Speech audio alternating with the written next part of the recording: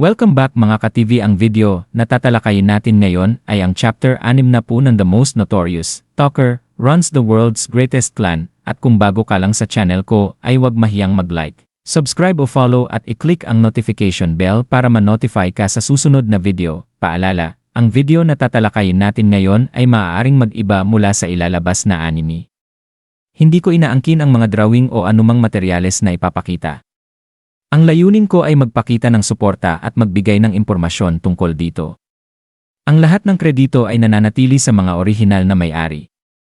Maraming salamat. Habang inihahanda ni Hugo ang kanyang huling teknik na nangangailangan ng oras upang ma-charge, kusang humarap si Noel sa kalaban upang bumili ng kahit ilang segundo para sa kanyang kakampi.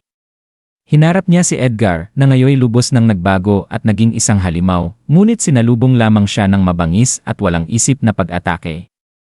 Mabilis na napagtanto ni Noel na ang dating Edgar ay wala na, ang kanyang mga galaw ay hindi na pinapatakbo ng galit o damdamin kundi ng dalisay na likas na pagnanasa ng isang mabangis na nilalang. Dahil tuluyan nang naglaho ang kalooban ni Edgar, naunawaan ni Noel na walang silbi ang psikolohikal na pakikipaglaban at kailangan niyang baguhin ang paraan ng kanyang pakikipagsabupaan. Sa matinding konsentrasyon, sinimulan ni Noel na suriin ang bawat detalye ng galaw ni Edgar, paggalaw ng mga kalamnan, pagbabago ng sentro ng bigat, bilis, pagbilis, alitan ng paa sa lupa, pag-ikot ng balakang, at ang papel ng buntot sa pagsipsip ng recoil. Sa pamamagitan ng predictive computation, nababasa ni Noel ang daloy ng laban ilang segundo bago ito mangyari, at nakakaiwas siya sa mga atake sa eksaktong sandaling hindi na maaaring baguhin ang direksyon ng mga ito. Gayunman, napansin niyang patuloy na bumibilis ang mga malalapad na hagupit ni Edgar, at sa kanyang kalkulasyon, kung magpapatuloy lamang siya sa pag-iwas, tiyak na tatamaan siya sa loob ng wala pang isang minuto.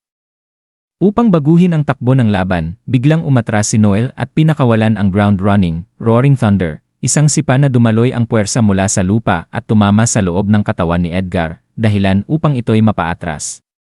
Namangha si Hugo na pagtantong posibleng nagdulot si Noel ng matinding panloob na pinsala kahit pa matibay ang panlabas na anyo ng kalaban. Ngunit hindi pa rin bumagsak si Edgar. Muli itong sumalakay at kalaunan ay naglabas ng isang sinag ng enerhiya mula sa kanyang bibig, ikinagulat ni Noel. Napasigaw si Hugo, ngunit nagawang umiwas ni Noel at gumanti gamit ang reverse lance, Roaring Thunder, pansamantalang pinahinto ang dalawang puso ni Edgar. Sa malayo, isang taong may hood ang tahimik na nagmamasid sa laban sa pamamagitan ng isang insektong paniktik. Ipinahayag niya na si Edgar ay isang parasitikong nilalang na patuloy na sumisipsip ng mahika upang palakasin ang host at bagamat nasa juvenile stage pa lamang, ang kalidad ng katawan nito ay pambihira. Sa kanyang malamig na pagtataya, siguradong mamamatay si Noel sa laban na yon. Subalit biglang lumitaw si Malebolge sa kanyang harapan. Sa kabilang serye, pagkatapos nito, bumalik ang tagpo sa mismong labanan. Sa harap ni Noel, tuluyan nang nakumpirma ang nakakatakot na katotohanan, higit sa isa ang puso ni Edgar, at ang kanyang panloob na istruktura ay ganap nang naiba sa tao. Sa paniniwalang isa na itong nilalang, isinagawa ni Noel ang kanyang huling baraha. Dumulas siya sa likuran ni Edgar at naghagis ng manipis na metal na karayom na binalutan ng piling lason na pinino ni Alma, na dapat sana'y agad magpamumuo ng dugo ng isang ditaong nilalang.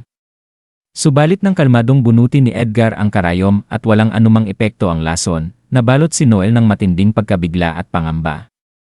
Sa sandaling iyon, napagtanto niya na si Edgar ay hindi tao at hindi rin hayop, kundi isang bagay na ganap na hindi niya nauunawaan at mas nakakatakot pa kaysa sa kanyang inaakala. Ang misteryosong paglitaw ni Malebolge ba ay nangunguhulugan na kaaway siya ni Noel o hindi? Mag-comment sa baba kung anong sa tingin nyo at ano nga ba ang tunay na nangyari kay Edgar. Magbigay ng iyong komento sa comment section at alamin natin yan sa susunod na kabanata.